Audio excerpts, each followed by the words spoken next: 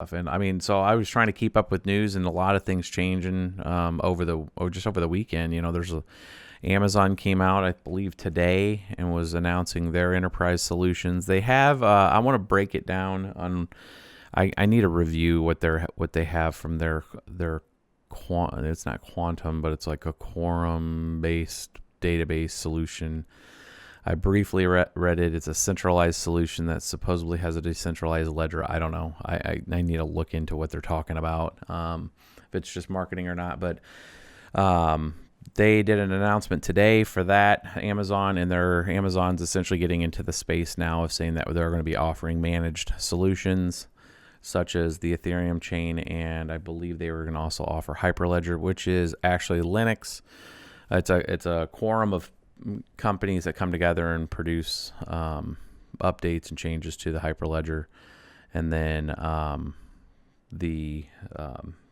IBM right now is the probably, I would say, leader in the business side when it comes to deploying and doing stuff with Hyperledger. But Amazon looks like they're going to get into that fray, like kind of Microsoft from a platform side. So that's interesting. The interesting part with Ethereum is, that kind of enterprise solution for Ethereum, but, any work that's being done on those kind of capacities of having that ability to and move over to the public chain as inputs and updates start to happen on there. I did see that Minority was closing down, and I've seen some articles about that. I saw Seth, looks like he tried to cover it quickly. And, I haven't looked into the total rationale why. I kind of picked up some of what Seth was saying, but it really came down to just the market in general. I think a lot of people took a lot of risk right there at the end to try to salvage any kind of potential lift that would have occurred. And at that risk, it was a pretty high risky situation, and they're just in that bucket to where it comes down to revenues. If you can only burn so long where you're not that profitable. And that's where I was saying that no matter how well your profit, or no matter how well you're poised on your operations expenses on just the raw electricity, you have so many other expenses when you do it at an operational level. So, you can't automatically assume because somebody in China or somebody in the west, northwest part of the country in Oregon or Washington that has really good power cost, that they're in a competitive advantage compared to like a smaller farm that might have a little higher cost but not near the rest of the overhead that's related to having a larger farm. So you're seeing that weight come down to where they can't keep the shops. What it really comes down to is why they've shut the doors. It comes down to like some of that was hosted equipment. I don't know what their rationale, how much was their own equipment. And, and if they already had the sunk capital cost in that equipment doesn't necessarily go away. It either gets resold and somebody gets it poised up. So it's always watching the difficulty level. And that was kind of one of the things I was going to cover today. And then kind of go through the schedule that I'm looking at. I actually wrote one behind me, but we'll probably rewrite it on this screen for you guys can see it. But we got a pretty crazy schedule this weekend. I'm still waiting for a call from BBT Todd, but I believe he is coming down. And we're going to be looking at a couple pieces of equipment that we got for the BBT farm, which is the Acorns. So we got a handful of the Acorns, enough for a full rig. And it provided the software is available. Last I heard on Thursday, it was not available yet for the Acorns to actually function. So I'm going to go after this stream and poke in the minority forums and see under the squirrel section of that if they have that software available for we can at least do some testing on it. So we'll do that for the Acorn test. It's one of those things that, they delivered an Acorn. Let's see if it functions. Let's see what it does as advertised. That's really always what we've been looking for to do it. That's why we made the investment to do one set to see what it would do. Because it was that kind of FPGA daughter card solution. Me with my regards to ASICs. You want to see my ASIC stuff, it really goes back in the history. I don't really try to mess with ASICs anymore. Just the sunk costs that I've had into them before, and they just sit on a shelf where I can still use my GPUs. So the FPGAs are a little different story when you can use them as a daughter solution, provided you can get if Squirrel, the part of the question is if Squirrel stays afloat and they're still going to do the software updates, or, that question that I will bring to them is saying, that's fine. If you built a piece of hardware, it does a set of functions. It is a programmable gate array. Is there any kind of, what's the tech spec on it? Can you give us this sheet on it? That way we can make our own bit streams on them. So if they do go under it, it is a programmable piece of equipment.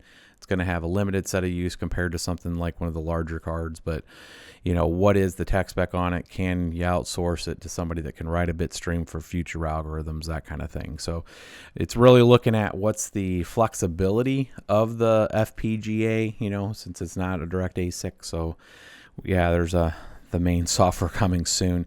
Yeah, so it's one of those things, like you have kind of a timeline that there's going to be an expectation if you built hardware like that, and then if you're going to keep it closed sourced. So is this you get that kind of customer latitude, I would say, at the expense of maybe some hate. And then there's going to be a point where it's going to be like, okay, we bought a piece of equipment. If it's dead on the rails, and you're opening yourself up to a class action type of thing. So you're going to have to open source that. Your people are going to have to be able to write bit streams against it. So that's where I'm kind of coming from right now. We've been very patient with the whole system, knowing that anytime you pre-order stuff in this space, because of how fast cryptocurrency moves, with not just price but just culture in general, and I would say customer sentiment, the FUD level that comes onto it, you mix in with any kind of risk on the regulatory side that can come down and hit it. You have all these different attack vectors on the space. So like if somebody's going to commit to building hardware and they're going to set a timeline and you pay for that up front, then there's kind of this latitude zone of like, okay, at our expense, we will wait for so long. And then it gets into a point to where it's kind of like, okay, it's time to release at least the open source of that. I get that there's some protected IP on that, but you can definitely get burned in that space. So hopefully the bit streams are ready. They were supposed to be today. I think it was supposed to be the release. So if it comes out today, that's great. BBT Todd's not here with him anyway, so from our perspective, it's not that. I'm not sweating on it right now until he gets here. I would hate for him to bring all that stuff down here. We do it in the studio this week or this weekend, provided if he's coming this weekend. I haven't actually locked in the exact time that he's coming down. But if he's here, I want it to work. I want to do this with you guys. I just don't want to show you the piece of hardware. So we have that. The other item we have, that's the first one on my list here, is Acorns. You guys can't see that because for some stupid reason I put it in green. But the next one is the RX590. So the RX590 review is going to be a two-part kind of thing. We'll do the breakdown of it, obviously. But I want to do the BIOS editing on that. I told you guys I wanted to do that live. That's going to be kind of a live stream. We might do the 580 on YouTube just for the review of just how fast and all that is. But then we'll do like the longer stream here on Twitch, where I'll go through the kind of activity of messing with the BIOS. It's been a while since we've done anything with BIOSes, and with people really not doing too much with mining in general right now, as profitability is way down. Doing some experimentation, stuff like that, probably, is where we were doing a lot of that when people just wanted to know how to get in and they didn't care about all that. They were just like, give me the leanest approach to getting me running because time is money. Where now it's kind of like, we're not all making that much money with it right now because difficulty's still up. So this is probably a better time usage of learning on how to edit the BIOSes and doing all that, especially for some of the new folks that, feel like now they can get back in when it starts to lift back up, that kind of thing. So we can go through the BIOS editing there, and then some of the longer performance testing type of stuff. So the RX590, I know there's been some people that's already done reviews on them and stuff, but I always like taking a swing at it and seeing what we can get out of it. Again, I will agree with a few of the reviews that I've seen out there that based on paper and based on what I've seen so far from the 590, it's going to be a RX 470, 480, buy used if you can. Though I've seen some as low as $109. That's some crazy, crazy prices right now. So if you have an opportunity, if you were even thinking about getting into the space or at least getting staged up for the next, when difficulty comes down enough to where it makes sense for your space, then those RX 470s, 480s are just the rock stars, and then of course 570s and 580s too.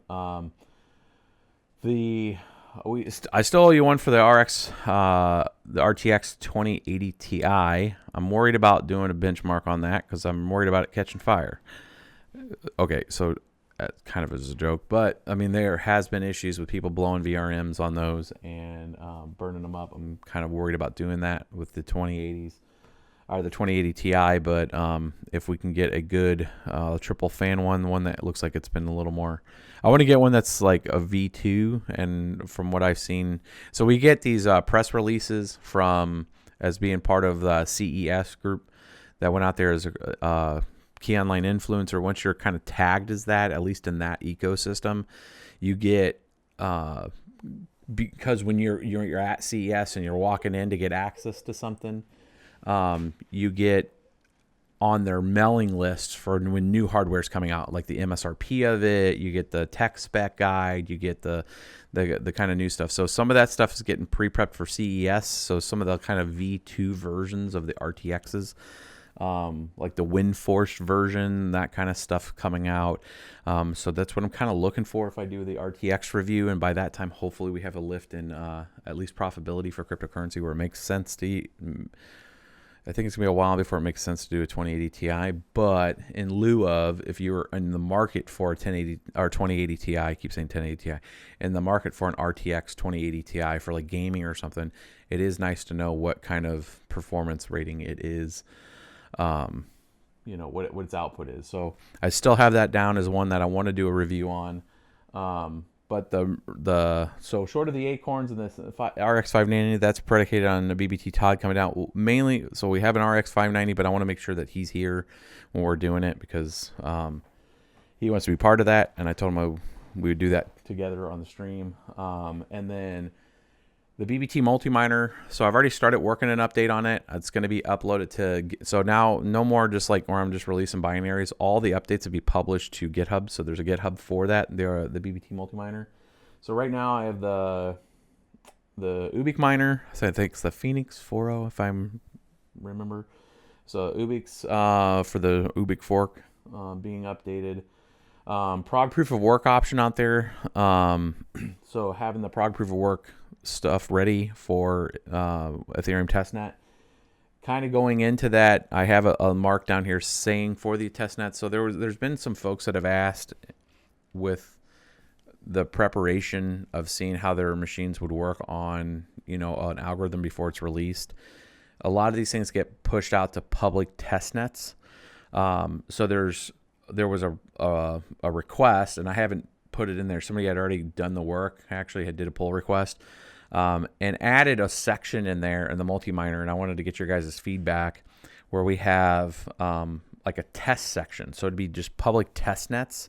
So like when we talk Raven Coin testnet, when we talk Ethereum Classic, all those test nets out there to where you can actually, if you use the BBT MultiMiner, you could just hit the number for the testnet and then you would actually be mining the testnet.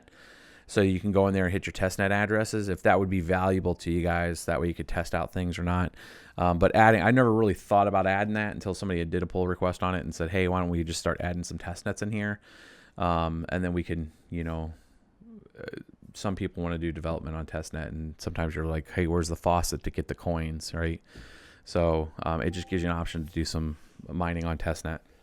I wouldn't recommend leaving it on testnet, right? And don't make a mistake, but it's just a quick way for you to get coins on testnet to be able to do some testing. And then adding Boltwork and BitTube. So I did a poll, I don't know, about a week ago, 2 weeks ago. Yeah, man, it's been about at least 2 weeks. It was right when I got back from Prague. So 3 weeks maybe, on if people would be interested in more of a deep dive of what BitTube is, how it functions, what's the the miner for it, is it in browser, how does it work out of browser, that kind of thing. So some folks were interested in BitTube. So that was the other item for the BBT MultiMiner. And then I've had a lot of requests of people asking what like the actual equipment that we've had for the stream setup. So I don't know if it's just other channels or potential YouTubers that want to know how, after if they've watched me or seen any of my old videos to now, of how now startup's more consistent. You know, I don't have issues with audio and all that kind of stuff. And then, the camera setup and the quality and all that. So people want kind of not just, what hardware do you use, but what's your configuration. So I was going to kind of do kind of I would say off topic kind of thing and just maybe go through a stream setup and just like what were my trials and tribulations for folks that wanted to do that. Thanks, Sigthorn, for your 9 months Twitch Prime subscribe. It's been 9 months for people. I thought it went to 6 and then it went to 12, I thought. But I will go in there and do an update on those. Here, let me write that down. Got it written down. We took the note. So yeah, I mean that's kind of running through the thing. I'm gonna put this up on YouTube. This one will be really cut up real quick, just with the bullet points of what the agenda for the weekend is. But yeah, we got some, hardware here that has been just down, here that it needs to be cleaned up and updated and, doing some stuff with that. Shane, thanks for that Twitch Prime subscribe, buddy. I do appreciate that. We do feed that right back into you guys. That's the fuel that drives some of the equipment fire here, boys. When you guys do those Twitch Primes and donations and stuff like that, we just feed it right back to you. And support your other channels too out there. I always tell people, there's a lot of good content out there. I know a lot of people come over from other channels too and want to know and learn and all that kind of stuff. So, I'm looking what else here. So, getting into that kind of Medium article stuff that I was talking about. Let me do a computer video here. Look at that. We're looking into Twitch here. So close that. So this is where I'm at so far, is making that's the Medium article that's going to go up today, and essentially it comes down to just explaining blockchain. Look at that. Blah, blah, blah. Something got messed up there. Well, it says blah, blah, yeah, it's like I was trying to write it in German. It got messed up on probably an autocorrect or something. But I try to explain the kind of the trials and tribulations that I've had over the last week of explaining blockchain and explaining cryptocurrency, what gives it value and all that. And we've had that several times on this channel, and I've done it, you guys have a pretty good grasp obviously on it. But when you're trying to articulate it to people of like, what's the difference when people tell me, oh, I don't like in this latest UBS video, anybody that's watched that pays attention to crypto Twitter or pays attention to MSNBC or CNBC, yeah, I think it's CNBC, and sees, the UBS chair come on and just say, I'm not here to, beat down Bitcoin, I'm here to destroy it or something to that effect. And then gets on there and explains, a very loose argument on why it's not fungible and why it's not a currency and why it's worthless and all this other stuff. And, one of the main components that I usually tell people, and it's usually in the capacity of explaining like enterprise blockchains versus cryptocurrencies, I'm like, you cannot dismiss what cryptocurrency has done. Yeah, it is essentially where blockchain has came from, and not essentially it is, and why it functions completely around the concept of the exchange of a token, no double spend, Byzantine fault tolerance, all of those cool mathematical cryptographic proof words. The science behind it comes no simpler than this, is the fact that two people can transact without a third party. Nothing more, nothing less. I do not have to trust to transact with you. So if you're telling people, what gives it value? Well, take the concept that I don't have to trust a third party to transact. And say those words very slowly to people.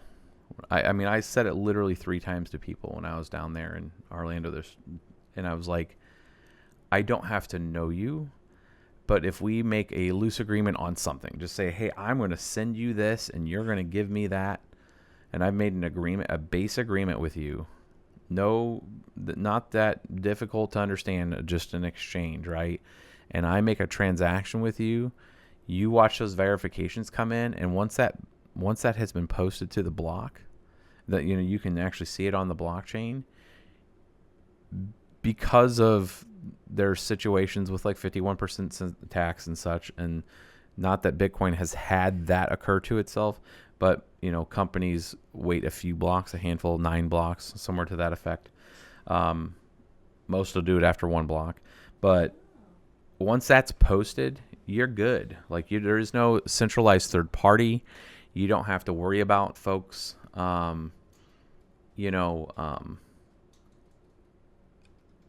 like reversing transactions and such, and that's a very powerful thing. So if you explain to people on this most finest point that you don't have to trust or transact, and you can have that functionality, that is itself, the fact that a token is underneath that, and there's a network that's supported self-sustaining underneath that there's a mining network that does all that validation, and they are compensated by the network.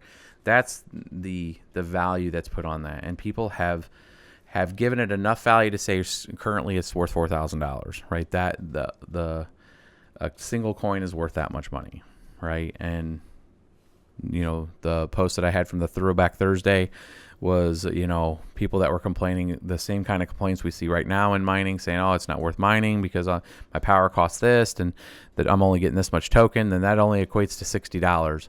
And I think it was October 9th, 2011, the guy's like, I'm only making a half a Bitcoin a day on my GPUs, and it's not worth it. I'm turning everything off. And it's that kind of thing, right, of where somebody that's been in it since that time, since before that time, in the end of 2010 and the beginning of 2011, that I see like things like today. People are like, how can you have confidence in this? I'm like, man, I've been through this a few cycles, and no matter if you strip all that away, the same base use case, the same basic principles are still there. That hasn't changed. If anything, I'm more reinforced that it's worked for freaking 10 years, right?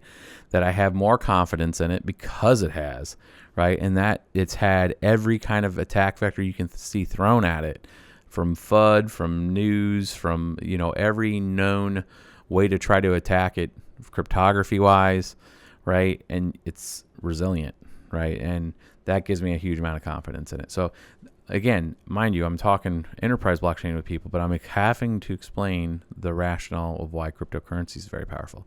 So it's natural to want to understand, like, okay, so if I can do that with currency and I can make a transaction with people, how can I do that with information? And that's really comes down to what my Medium article. I'm not going to give it all away here. You can read through the Medium article, and then we can have a discussion about it. But it starts to explain, like, if I get into the information side of that, what do I have to know? Because information isn't part of the initiation of the chain. It isn't the reason why the chain's being held up. So that's where you have those gaps in trying to make enterprise blockchains. And I go in through explaining, it's semi-trust, right? It's semi-trustless, where you have that distribution once you've written something to the network. And I explain into the idiosyncrasies of why there's still power in that, why there's still rationale to do that, and why it's different than databases, right? I break that argument. I try to break that argument down as articulate as I can without getting too detailed into the technical specs, but give you enough, if you're a technical person, to grasp the framework of where I'm coming from on a technical side.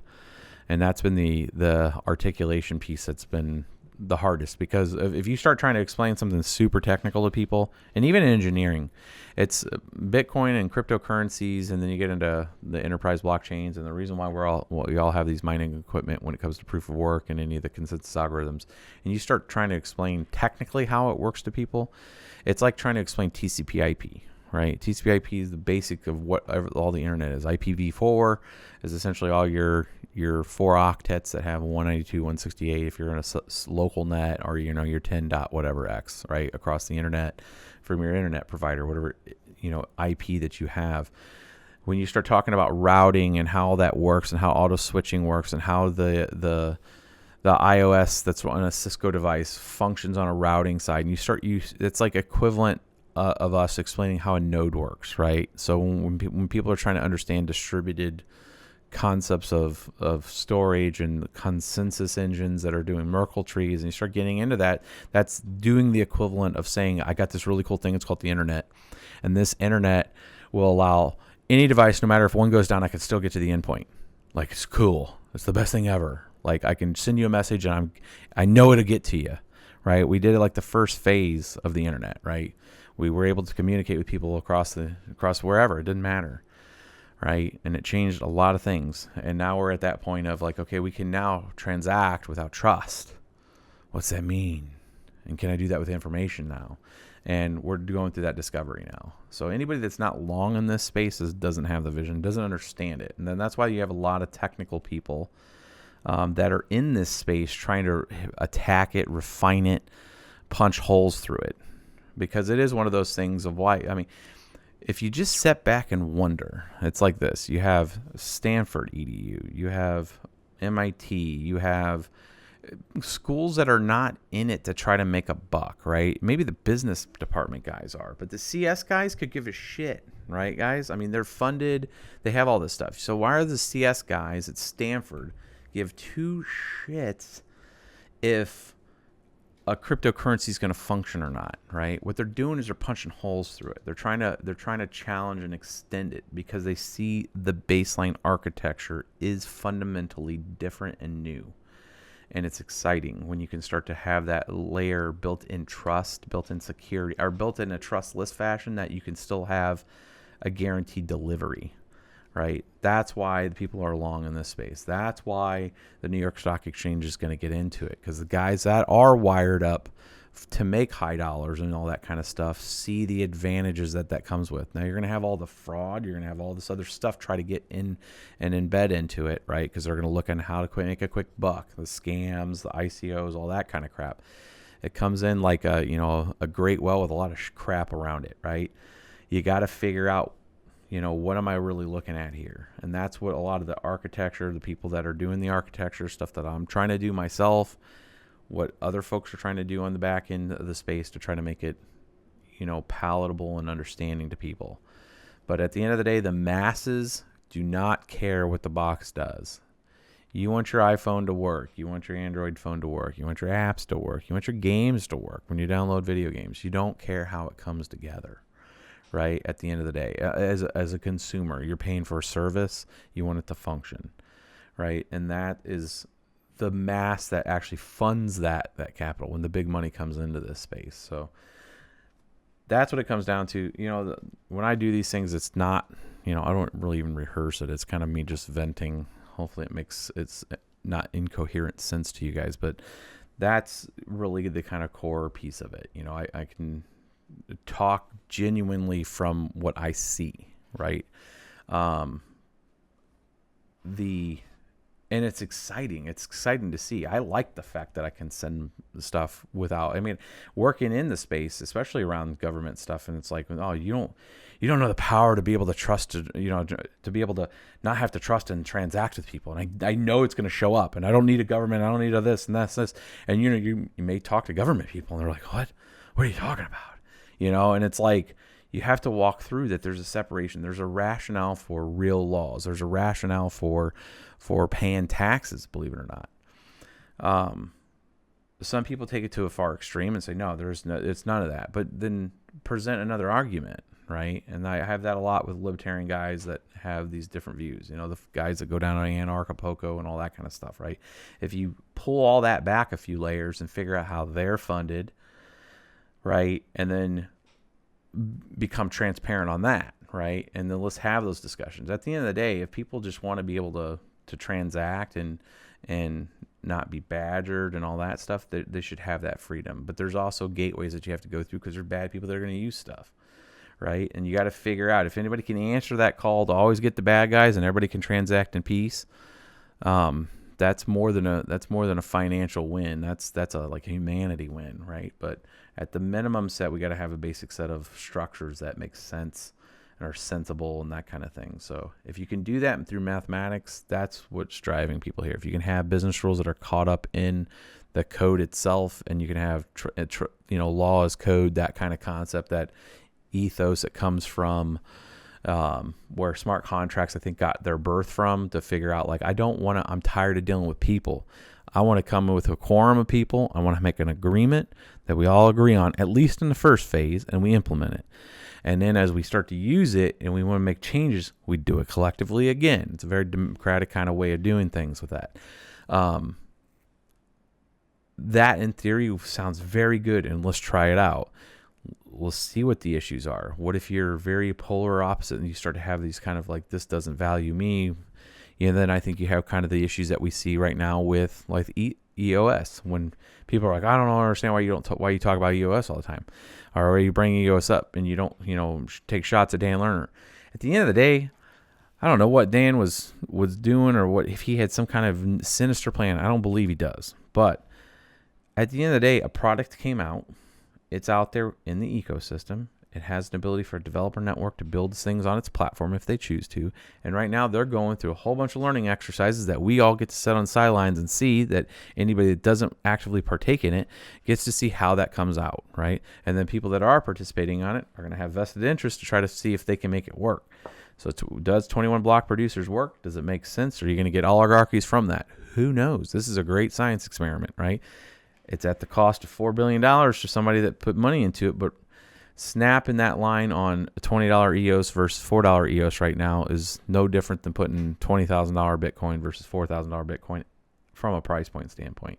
Everything has came down, agnostic to maximalist views or programs that people thought somebody got screwed on. The entire ecosystem's down, bros.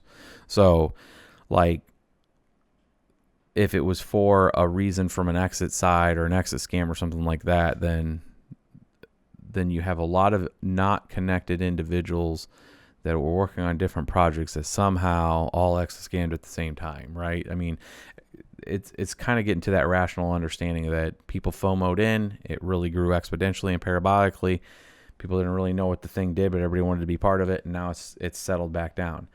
You've had an entire year of development. You've had an entire year of litigation. We've gotten a lot of different stuff.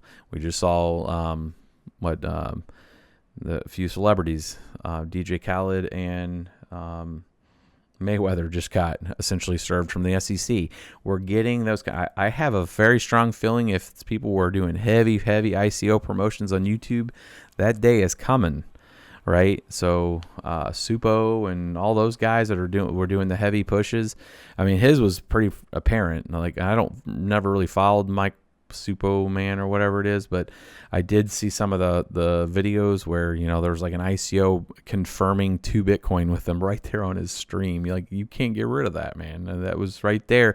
And then if he pumped that coin, he's in violation, clear and presently, right? So, like, those kind of things are going to come to pay their dues on folks, right? I mean, it's just one of those things. They're going to, and people need to understand what they're, if you're going to promote something and if you're paid for it, that's like a thing. I mean, that's very big on YouTube, right? Like, that, and it was pre ICOs or anything, right? It was pre any kind of exchange of, securities or any of that stuff. If you were on a platform and you're promoting something and you didn't identify that you had, been paid by that person and it wasn't a product promotion, that is like, it doesn't matter that it wasn't a token or an ICO, right? That's just straight up, you're breaking the rules. And there's probably a good chance that one, YouTube will probably kill his channel, and two, if they haven't already, I don't follow him, but those kind of situations I think are going to occur.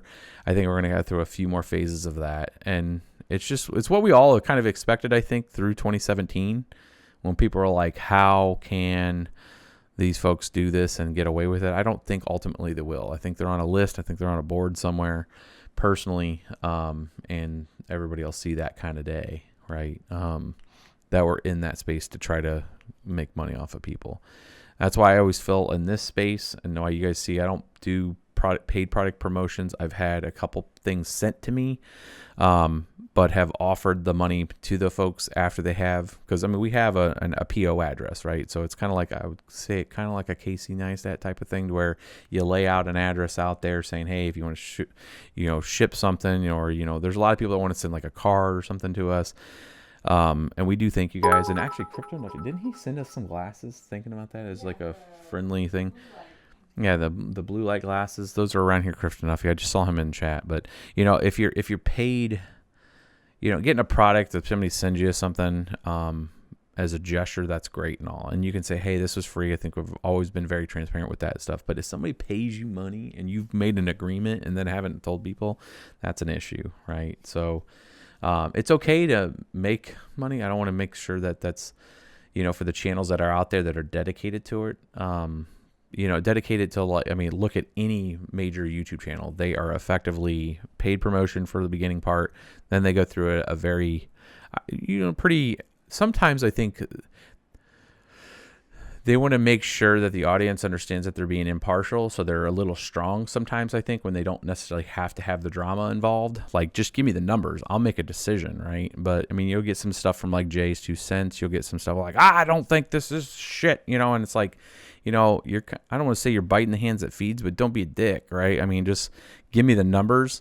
And that's why I'm kind of, I mean, sometimes I get excited, too, on some of that stuff. But, like some of it's show and some of it, but drama sells. I mean, it really does, but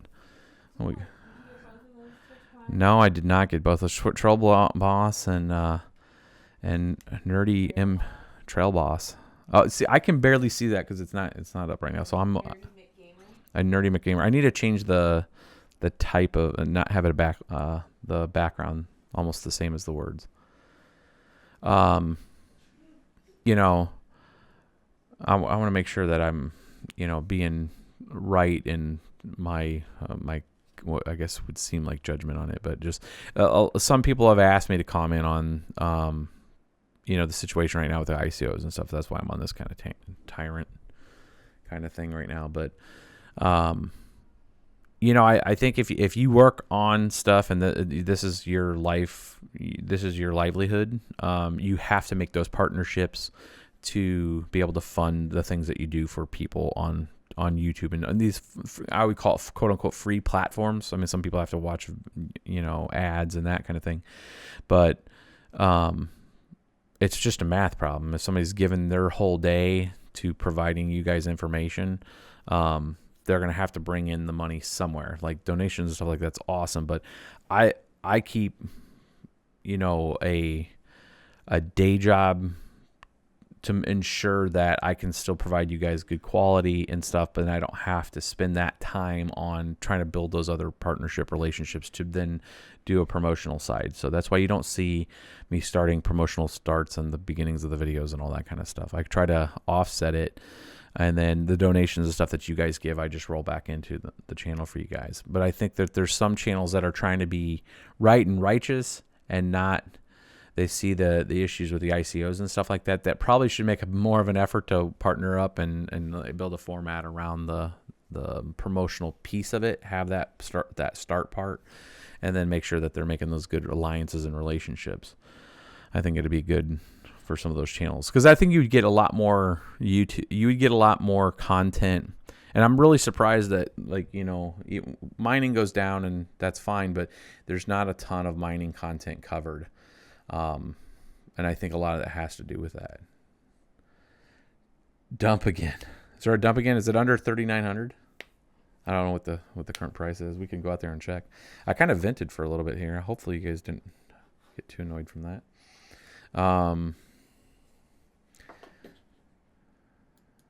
Let's see here. Let me bring up this view of the screen. Let's take a look. Yeah, I want to finish that Medium article today.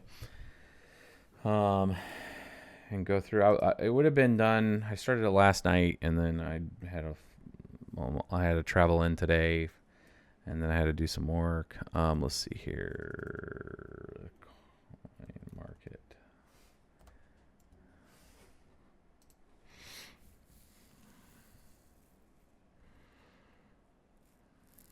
Yep, 3,900. A little pullback today. Let's look at some difficulties. How about that? Let's do Ethereum difficulty.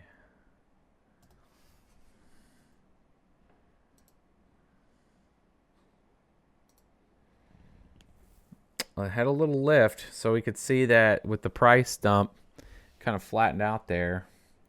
We can see effectively flat for the 1 day change. The 7 day change is still down 12%, and that's about 29% change there. You know, and these numbers come from these just raw extracts for if you're out there and you're connected to a node, you can get a pulse on what the actual difficulty is. You can actually come out here too and go to, for folks that don't know how to do this, I can kind of give you the manual version of this if you guys want to see this. So if you go to Ethereum difficulty, and you can do this with any currency actually. It's really nice when the actual, you know, like Etherscan or any of the explorers give you this information. It's pretty nice, but you can see the difficulty adjustment here. Look at that, just falling off a cliff, bros. 2400. It hadn't been like that since January, beginning of this year. Think of that.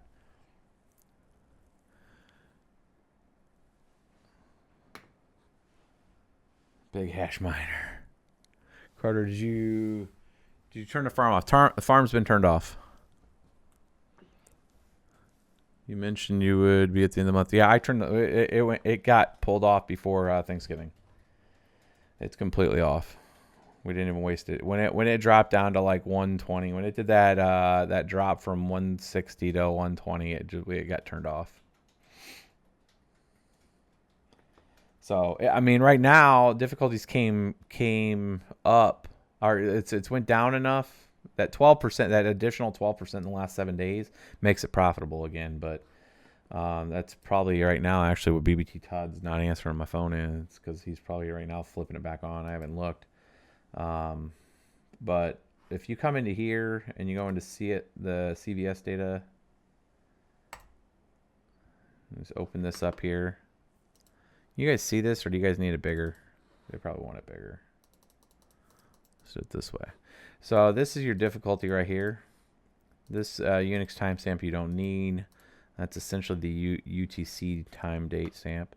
So there's difficulty there. So let's go down to here. So we can see that it had a little bump there. So it's 2399 was the difficulty there.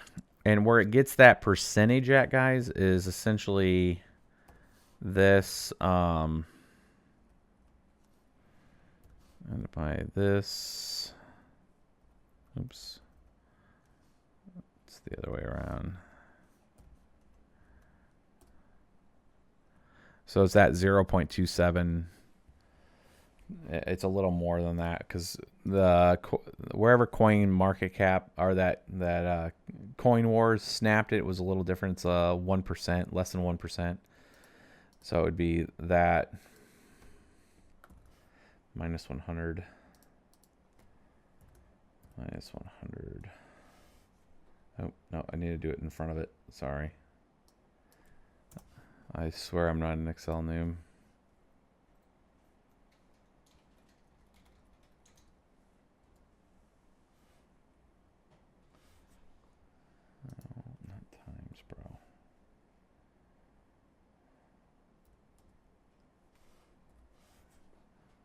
No. Divide, bros. Divide. It's been a while. It's been a few days. That's what I want. And then right here.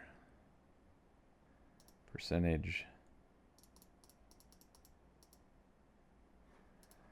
So that's so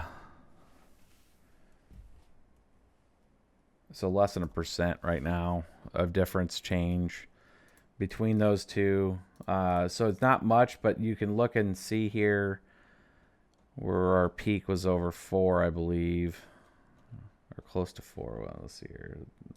It's 18. 3, 4, 5, 6. There was our peak. I could actually sort this field. Let's do that. Sort. Expand the selection. So our highest ever was on 8.9. So let's do this field here, format, date, Thursday, August 9th was the highest ever based on the Ethereum scan. So that was the highest the difficulty had ever been on Ethereum.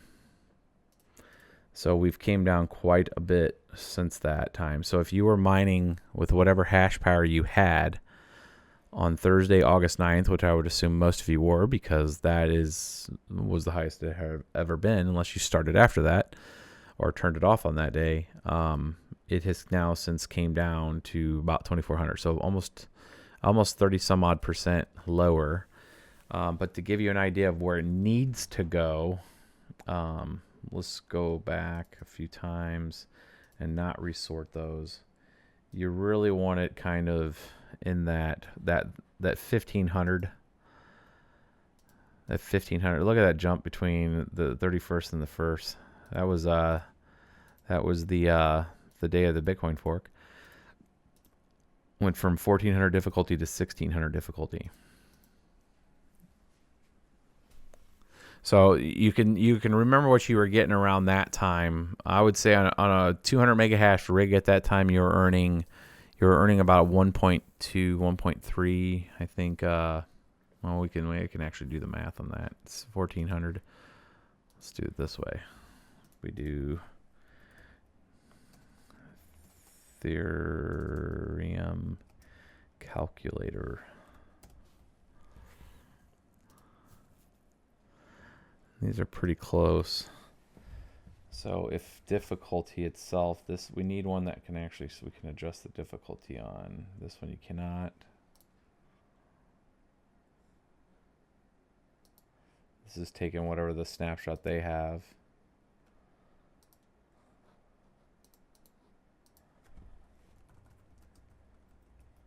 I actually had a calculator at one point.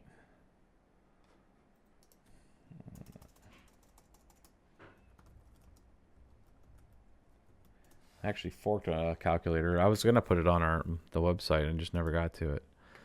Here we go. We can do it here. So 1,400. You just get rid of that one. 190 mega hash. Now let's keep those numbers. So that was giving you, I was going to say about 1. I was just wanting to make sure I was right. So you're earning about 1 Ethereum a month on that difficulty level. And you can see if difficulty essentially went down another 1,000 points, you'd be at that, that $117 a month for a machine, which isn't too shabby for a machine these days. That's about $27 a week. About $3 a day, $3 or $4 a day. People were mining quite a bit on $4 a day back then.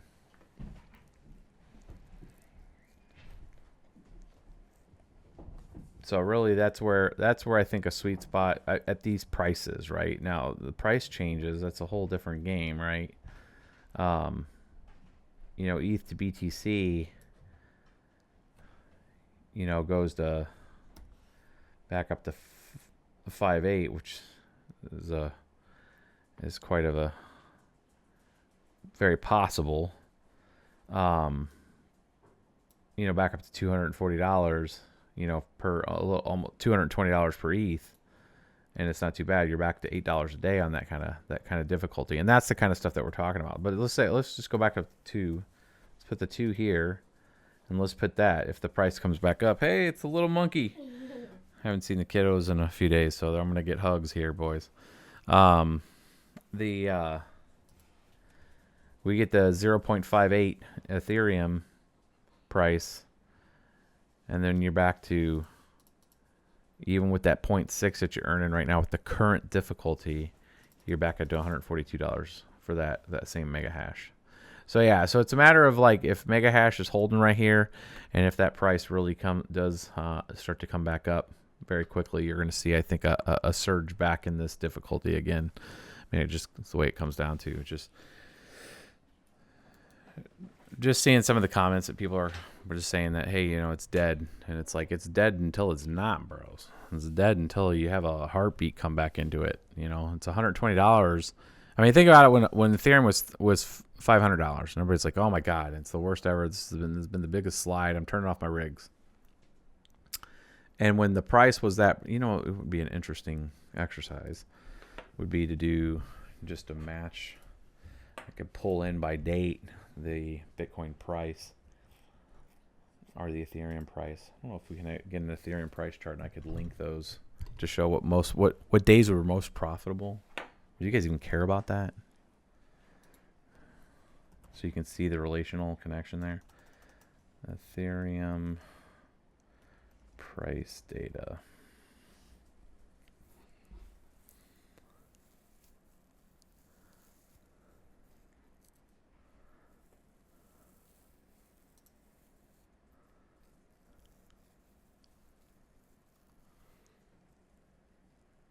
So you in a good bag? Yeah, if people are trading, I mean, I haven't done real well on trading. I've had a couple of really big trades back in my history that just ended up being horrible. Like, you know, owning 2 million Ripple when it was like 200 Satoshis, and when it went to like 1,000 Satoshis, thinking I was a genius and sold it, right? And then it ended up going to what, 36,000 Satoshis or something like that, 45,000 Satoshis. I mean, like, just so bad, right, bros? I mean, having like, you know, mining like 1,800 LTC in a few years, and then when it went from $3 to $10, you know, like selling half of it, stuff like that. You know, it's like, that's just like $10, like $10. I have 1,800 of them. That was worth it. Paid for the ASICs. And then it goes to 330. Like, what? So, you know, anybody that's mined a lot of these things, it's, you know, there's a rationale to pay for your equipment. There's a rationale to pay for your power, right? That's part of it, is you're providing a service to people you've put the investment in. You're providing the validation service that we're talking about, you know, validating the cryptocurrency network. But there's a strong argument for hodl, bros. And trading, you get caught. Oh, I'm getting a call from Prang. T Prang. BBT Todd.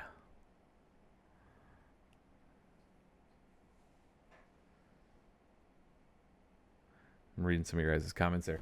So, yeah, let me see if I can get to this pricing data real quick, and I can do a quick link to it. Marketing history here. This should go out to a CSV file. Coin market cap, I do not think gives me in a large range. Let's see here. I guess it does year to date. You okay over there, Miss BBT? No. You getting sick over there? My throat is super scratchy. That's not good.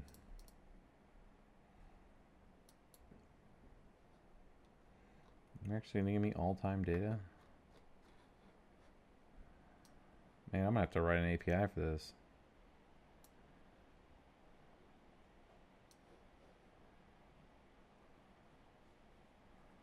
Let's see if we can actually paste this in.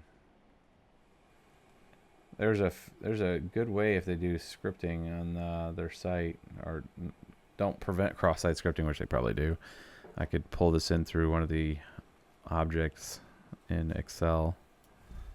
Let's copy that. Let's see if we can pull this into another tab. Here, I'm going to switch over to this. Close up. No, close up.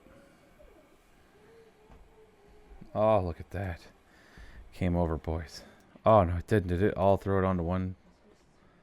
Are you kidding me? It did.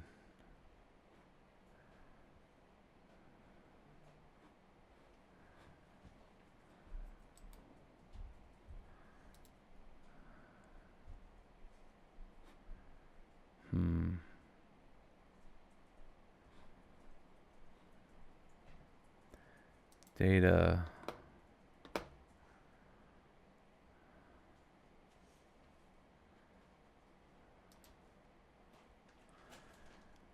Let's see here.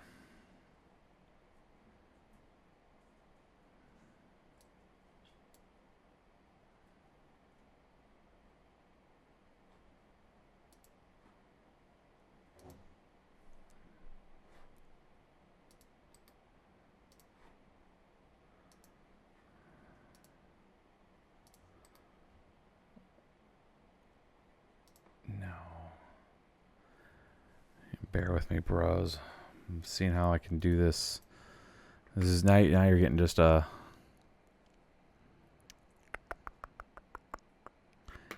Let me do it this way.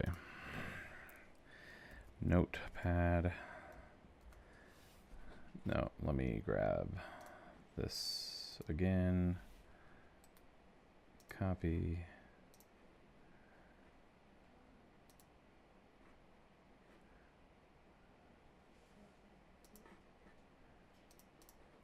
Let's do a new.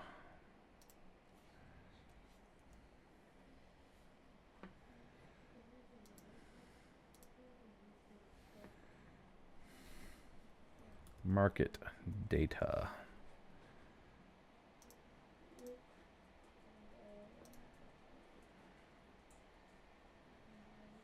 Go back into Excel. Let's delete that. Let's do it from this. Let's do it from market data. Read that file. There it is, bros.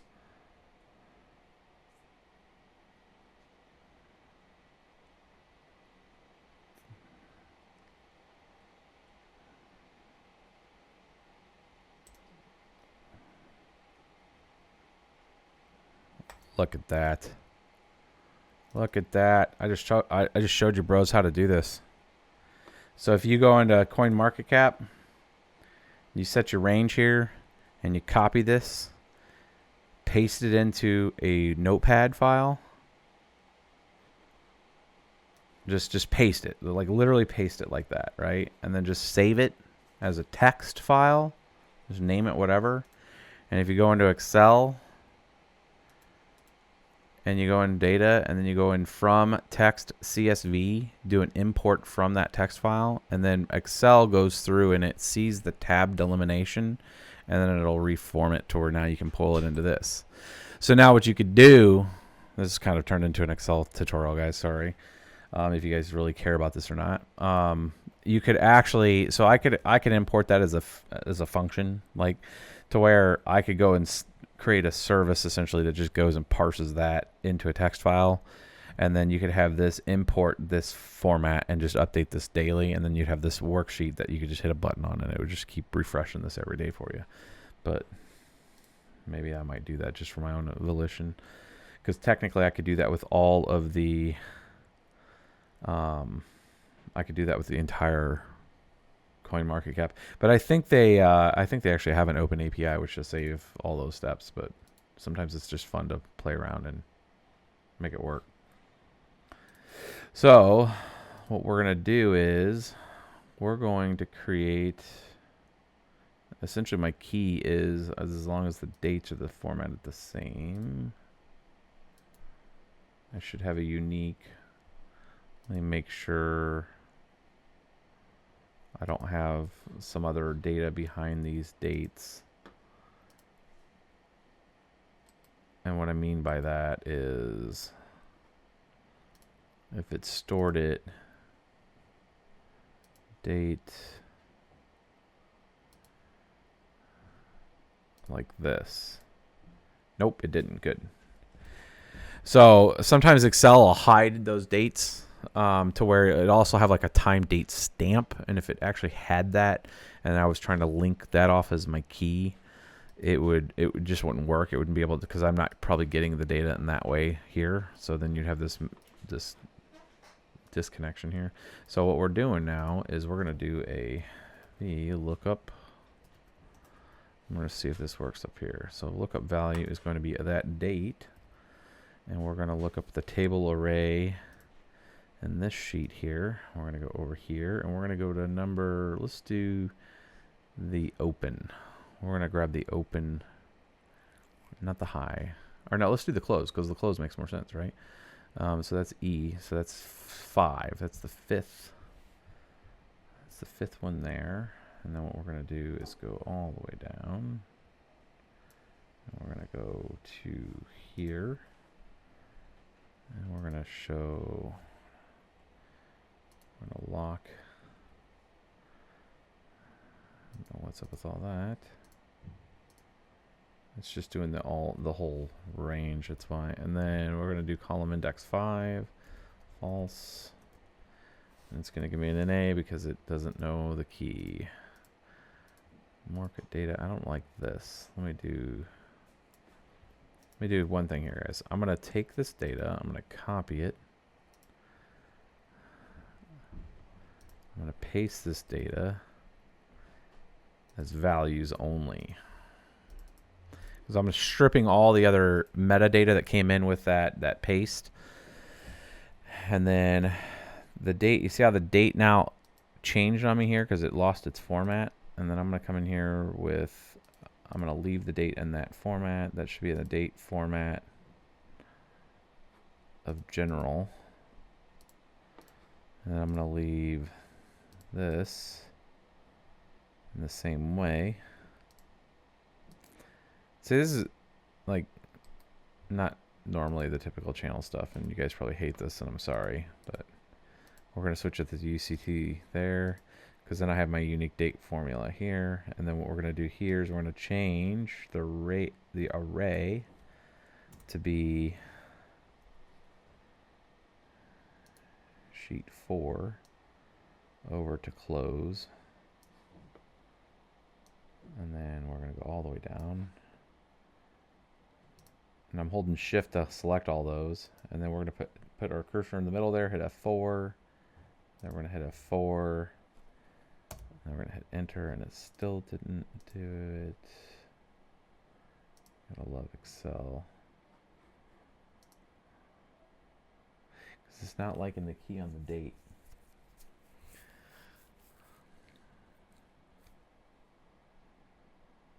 And there shouldn't be any multiple days in there. Let's do data, text to columns, finish.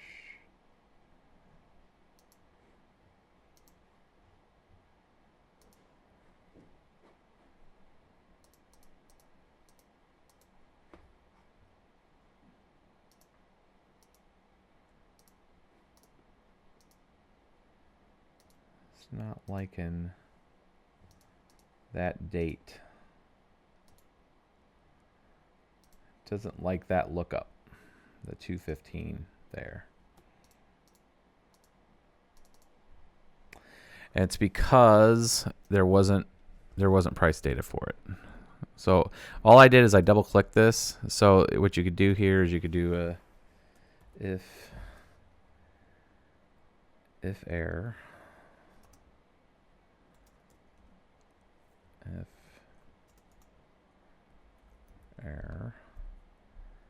value 0, or no, if error, then do this value.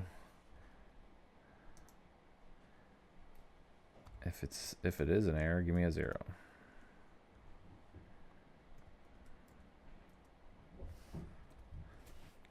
Or I could say just be blank. How about that? There we go. Let's go correct that. And then let's make this the price. And this is difficulty.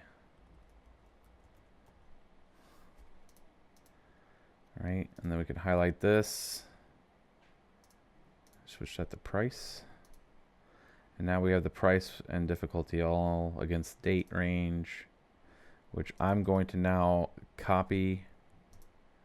And I'm going to paste this as values because I'm going to do something here. So now I stripped all the coding there. I'm going to switch this back to date because nobody wants to look at that. And there we go. And now we have, I'll make this spreadsheet available if you guys care. Oh, only a lost a couple people. So this is, you guys find this valuable? Learn how to do this. Or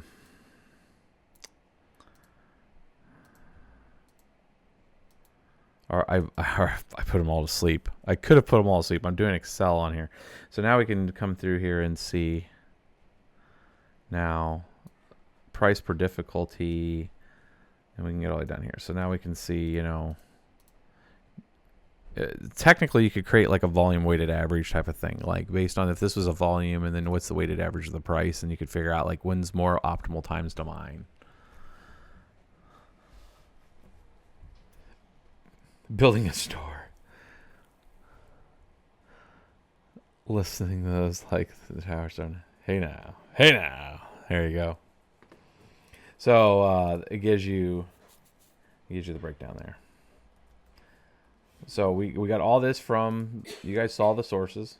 So this is from CoinMarketCap raw. This is the I'd say this is the data QC'd version, and sheet 2 is nothing. Delete it. And then this is block difficulty, but it's the combined.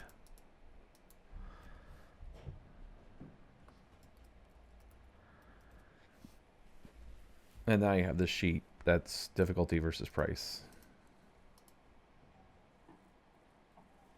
Stereophonic headphones, Excel sheets, great for insomnia.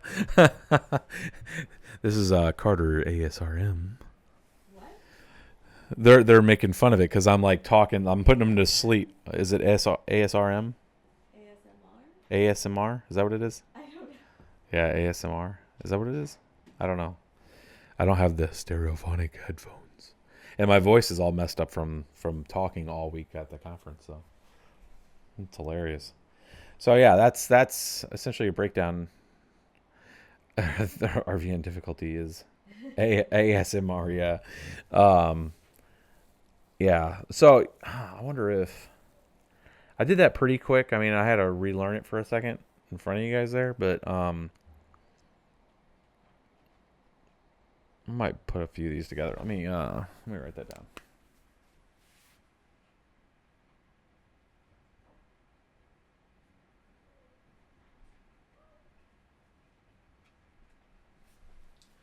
What other coins would you guys like? I'm not going to do them on here, but you guys seen how I did it. What other coins would you guys like to see these? And maybe I'll post them. So you guys have like a sheet like this. And I could probably pull in a few other things related to like the hash rate. And you want to see like RVN, ETC, Ubik, something like that. And I could post those out for you guys. That way you guys have a sheet that's up to date. Because you can build a lot of things from sheets like this. This is why this matters, is because like you can build like dollar cost average sheets. Like if you were putting in, you know, $10, you know, how much would you get from that? Like if this is the rolling price of Ethereum, you know, if that's the price of Ethereum, then you could say, you could have this other column here to say, you know, on this day, you know, I bought, you know, $25 worth. You know, this is what you put into it, right? You just put, let's do it here. This is going to be $1 thing. You can create a whole, let's just do this all the way out to here, all the way at the bottom.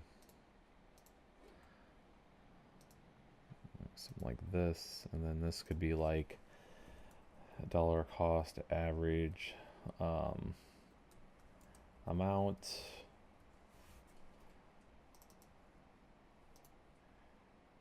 you know, and then you could figure, you could start to figure ETC or ETH amount, and what it does is based on what you've put in, right? Let's say you put that much on that Wednesday down there.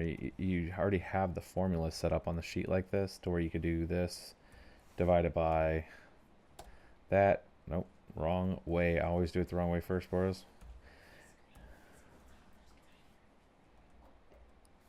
You do it this way. So if you put $25 yesterday, or sorry, Wednesday, on Ethereum, you bought it for that's how much Ethereum you just bought. Now you got to pay fees, and you could have a fee sheet over here to figure out how much in fees you actually had, because you'll probably buy 0.201 versus 4, because you probably have to pay Coinbase or whoever you're buying it from.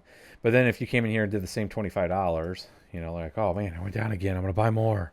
You're buying now 0.21. You have a dollar cost average of what those two are. So like if you did $25 up here, it's, you have $75 into it, but your average is, you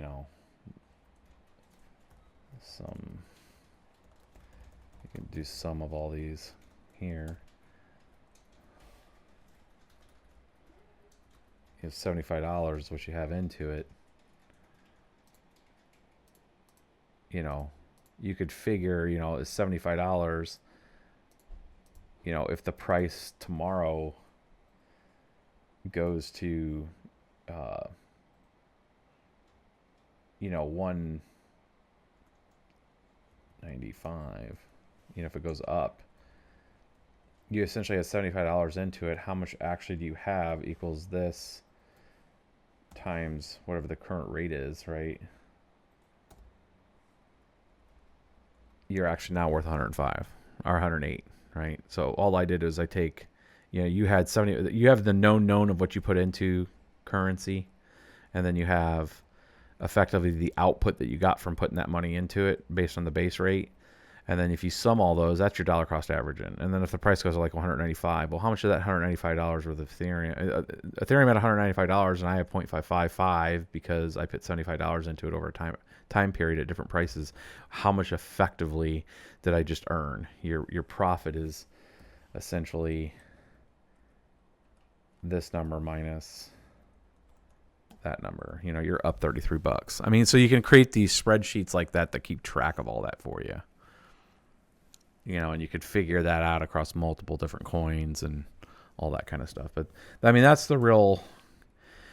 I get asked a lot about how these kind of things are, and they're saying, "Hey, how do you know what makes sense to get?" And believe it or not, there's a handful of people that will build shit like that, and that's kind of what I do on the back end of just like, okay, what makes sense? I mean, you can spitball it and say, "Hey, well, Ethereum's $120 right now. It used to be $400, and put money into it and I'm going to get more." But if you do it more tactically like that, that's what people are doing. They're doing that on steroids, right? They're getting real-time APIs to figure out every day and what makes sense and when it makes sense and all that kind of stuff. So, I don't know. It was kind of an Excel thing.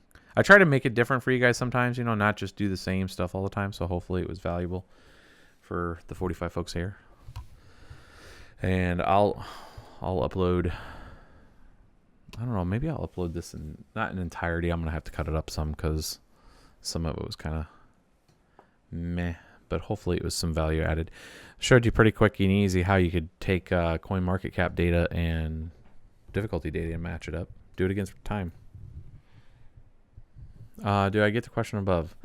Let's see here. A lot of miners have the assumption that the data rewards come off what to mine nonsense, and what you make per day is factual is not.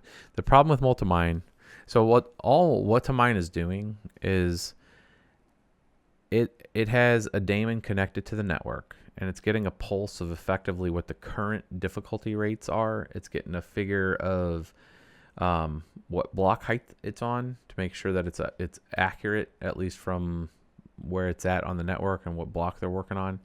And it's getting that average. It's doing some math to figure out the average block time, so then it can calculate if Ubik is every 80 seconds, is it coming out every 80 seconds, right? And then what it's doing is it's figuring out based on the difficulty, and then it's taking a market spot price from somewhere. So it's putting all those things together and it creates a snapshot. Problem with it is that the the snapshot timing versus the fact that it's always a floating average. It's always moving. You have an effect like this where you can't see this other side, but it's going down, and you have this kind of effect that goes on when you start to calculate from snapshots of when you have this ebb and flow of mining power. It'd be a really cool data exercise. I've tried to get some more people that have some time actually on their hand to try to take a snap of the network, kind of in the same way that what the mine does, at a more faster pace, and then be able to chart where you can kind of see that ebb and flow of automation when it comes to the mining farms that are moving with difficulty versus price. So essentially they're hooked up to exchanges, they're getting APIs that are calling what the current price is. They're trying to figure out block times when it makes sense. I mean, if you really, really optimize your operation, you're going to be at the most optimal time trying to mine the most optimal coin and the most optimal output all in real time, as close to real time as possible, and as quick as you can start a miner and stop a miner, right? And then but it's still the one floating equation that kind of messes everything up, is pool difficulty or pool luck. So when you're mining, you're competing, and when you compete, you don't always win. And when you're in a pool, like you'll see this with like if you look at hodl pool, and it has this luck percentage, and you can go for the amount of hash power that's on it. It has an expected chance of winning a block mathematically, and that's against its block time. And if it hasn't won a block versus its known hash power, when it has calculated, when it has done the calculation of what it should be getting based on its hash rate, then that luck percentage drops below 100%.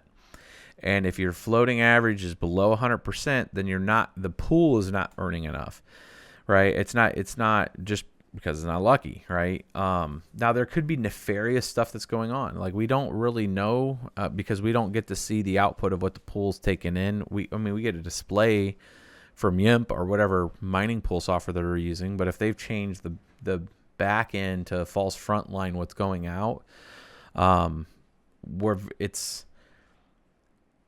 and what I mean by that is like if somebody made a pool and then somebody said, hey, we have 600 workers on here and our pool is 2 terahash.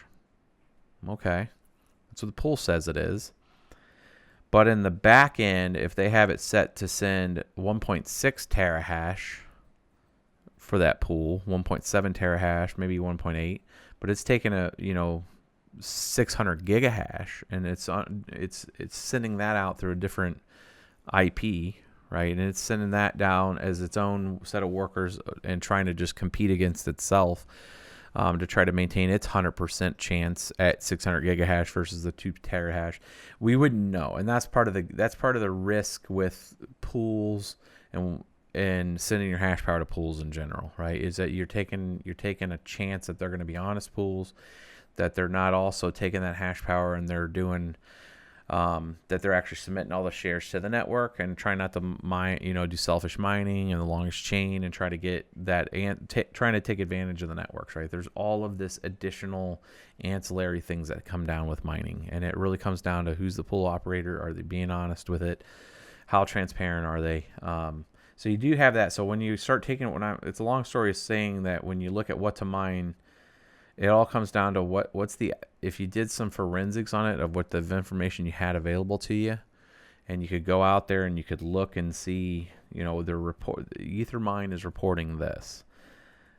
If they're actually getting that, and this is what the snapshot, because I'm running a daemon on Ethereum, and I can figure out what the real difficulty is based on their reported hash power, what it theoretically is their 100% chance that all things being equal, what is the output that pool should be putting out, and are they displaying that somewhere? And based on my shares that I'm submitting, am I getting my fair share? I mean, you could go through a pretty forensic exercise to validate that, right? Or try to, as your best as you can, validate that, and then figure out is that, and then you would have some kind of baseline of, hack or does want to mine. But you have those kind of situations, plus you have the fact that the entire thing is oscillating like that.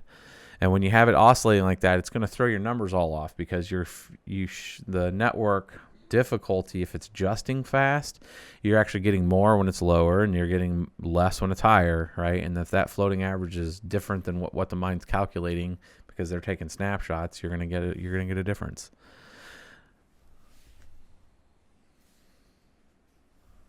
Hopefully that was a really long explanation, and I hope I didn't lose a lot of you on it. I mean, that by itself, just what I explained there, could be like an entire video of like breaking it down. Like, I throw a lot of things out there, but like articulating that in an architecture and showing you guys like how that back end functions. I mean, I've always thought about kind of laying that out. That's just like, it's a lot of work, bros. Like somebody,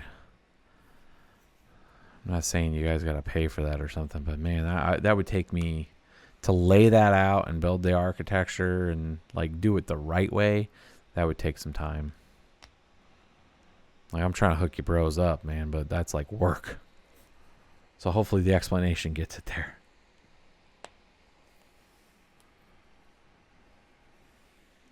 Is there a huge stain on the... There's a huge stain on the idea of crypto, which is affecting the prices. I mean, so nobody knows what's affecting the price of crypto. Like, we can believe that the news and that people have any effect. We can believe that the Craig Wright has any effect on the market. But quite frankly, like, it's a network pulse thing, right? If you come off of Twitter, you come off of anybody that knows anything about crypto, nobody gives a shit on Craig Wright. Nobody knows him. He's nobody to anybody, to most people, right? To anybody that's an investor and anybody that has any kind of involvement in cryptocurrency when it comes to like the math, the science, the way things function, right? And like the value proposition of the currencies and stuff, like he's not on their radar, bros. Like, they don't care at all. Because they're not heavily invested in that, right? They're looking at Bitcoin. He's not attacking Bitcoin. He's trying to make his own stuff, right? They do not care. Like, the community, like everybody I was around this week, like did not know anybody on crypto Twitter. It's the ecosystem on crypto Twitter is the ecosystem on crypto Twitter. But when you start getting into real, like, no kidding, like big investors and stuff like that, they're not paying attention to those dudes. They don't pay attention to any of us, bros. I mean, I talked to some of these people, but seriously, like, they are like, who cares? Like, we got things to build. Like, this is innovative technology, right? So, like, don't sweat those dudes that are out there blasting all this crap. They don't care. They don't know them. Only the crypto Twitter and that ecosystem cares. I mean, I'm being as honest as I can. Like, nobody, like, really do a pulse. Do you think that if you were walking down New York Street with these guys that are the younger millennials that are getting into the crypto, that are excited about BAT coming out and that all that stuff, pay attention to what Craig or Rod Revere or any of those guys talk about or care about? The bag's out, bros. These guys are running with it, right? I mean, the initial whatever groundwork was laid to beat on that drum of what Bitcoin and all that initial sales point is there. People understand. Congratulations. The people that were part of that early ecosystem got the word out and people got it. And now they're running with it. Right? So now it's more of like, it's like kids in a sandbox with that kind of stuff. I mean, they talk all this, we're going to change all this stuff. I mean, there's an expression that goes around and it's pretty interesting. I think it's pretty interesting that we're all the main character in our story and everybody else is NPCs, right? When you go through that mind and if you have this firm belief that like what I do matters in the world and what I do impacts things in the world, you get a very flawed perspective that everybody in the world has some kind of awareness of you, right? And then when you start to really realize it and look at the details and numbers and the analytics and stuff, you start to realize that like less than 0.1% have any idea who you are, right? Because you're looking at this, the world's media that has access to people that can look at media is like very small in comparison to all the people in the world. And then you have a even lesser amount that you even care about tech stuff. And then you have lesser amount that care about finance stuff, right? So when you really look at the ecosystem that you're affecting, is actually pretty freaking small. But I mean, and I'd seen that when I worked for Anheuser-Busch for years, guys, for a marketing company that sold beer essentially, right? Budweiser, logos everywhere in soccer stadiums throughout Europe, South Africa, South America, North America. And when they would do pulse surveys to make sure from brand awareness standpoint, like, and I'm saying like the most simplest brand awareness you can do is when you're standing in front of somebody and you hold up a picture and like, do you have an idea what this is? Right. And the most symbolic symbol in the world is Coca-Cola when we would do those tests. Right. And I did a focus group test. I used to do focus group tests way back in the day. And literally, you would hold up a sign in front of somebody and you just pull them random off the street, random sample, and you would show this picture of somebody or just a brand or something, right? Coca-Cola is number one, always was. It's like transcendent. It doesn't matter if you're in like the Horn of Africa. It doesn't matter where you're at. Coca-Cola always reigned supreme, right? Pepsi in more modern Europe and North America, Canada, that kind of stuff was fine, but Coca-Cola just was like the world one of the top world brands, right? Budweiser was not even, it was up there, and I think it has a lot to do with all their stuff. But when you look at like crypto and all the stuff that we're talking about and changing the world and all this kind of stuff, it's still super freaking niche, man, like hyper niche. So like all this stuff with like all this stuff, you guys get freaked out like, oh, the world just hates it. There's no bandwidth. There's nobody doing anything. Pump the brakes, bros. They don't understand. They have no idea. 95% of the people, if they've heard about Bitcoin, it may have been just in passing. Most people don't, most people have a formed opinion. Most tech people at least have heard about it pretty detailed. Some people own it. Like, we've scratched the surface in this space. And that's where you get like some of the newer folks that are getting on TV like, oh man, this is going to be huge. And it's like, yeah, it will be. But when we're nowhere near that kind of like Coca-Cola perspective. Hopefully I'm giving you guys some kind of levity here. I mean, this is kind of stuff like people are like, man, you need to get on the press and stuff. I'd pop the bubbles, bros. I'd be like, well, dudes, we're still working on this, man. This ecosystem's young. It's early. You know, like, I'm excited about it. I tell people about it, run a YouTube channel on it, run a Twitch channel about it, really excited about it. But I'm also like understanding here, like stuff that Roger and those guys do, they're not scratching the surface yet. What else you guys got? I'm going to wrap this one up. It's been an hour and 37 minutes. Hopefully you guys can share some of this. I mean, I haven't been getting a ton of views on this stuff. I mean, it hasn't probably been the most provocative content. I mean, I was just showing you guys how to do Excel stuff. I mean, how boring. But, you know, hopefully it's, I always say hopefully it's good. I don't get a ton of feedback. I get a feedback from a few folks. Like, yeah, it's good, it's good, good. So I had BBT Todd try to call me during this. I'm going to try to follow back up with him. I'm going to see what we can get on a schedule here for the Acorn and the RX590. And we will be catching up. I'm going to get this video uploaded to YouTube. I'm going to cut off probably the front and some of the back. And then I'm just going to let it go. And I'll have anybody that does the timestamps and catches the essence of this, I'm going to shoot you guys some Raven. So if somebody takes the time to do that, I will provide your Raven coin address. And what I'll do is I made a unique token on Ravencoin's asset list. Huh? What? To that. What? The final cry was asking for your Raven address earlier. He's token thing for you. Oh, somebody sweet, man. Thanks, bro, for reserving that address. I made a BitsBeTrippin token. So somebody reserved the BBT token. So that's baller, and I'll hook you up for covering that. So I'll at least cover your Raven for your expenditure there, buddy. So yeah, I'll send out. I'll post mine under the YouTube video. I'll put my Raven address out there. So if you want to send that token over there, and then I'll respond back to you with your reserve tokens back for sure, plus a little tip for doing that. But I have the BitsBeTrippin token on Ravencoin. So if somebody goes out there and does a pretty decent breakdown of some of the snapshot here, I made 1,000 of those assets on Raven, and I made it fixed. So there will only ever be, in the history of all time, 1,000 BitsBeTrippin tokens on Raven's network.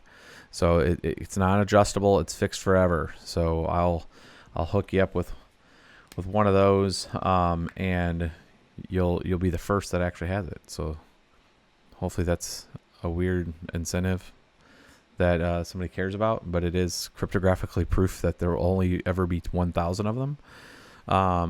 So kind of like a token. I thought it would be kind of a cool idea to do that. And then when we do a live stream this week, or we'll do a live stream probably tomorrow, I'm going to talk to BBT Todd. We'll be doing some giveaways on that too, because I think BBT Todd was talking about having something else bringing down too for giveaways. And he had brought down some other GPUs and stuff for us to do a giveaway on too. So if you guys are interested in that, like free stuff, like actual free hardware, we'll hook you guys up. So like, subscribe, share. I'm going to have this up on YouTube if you want to rewatch it.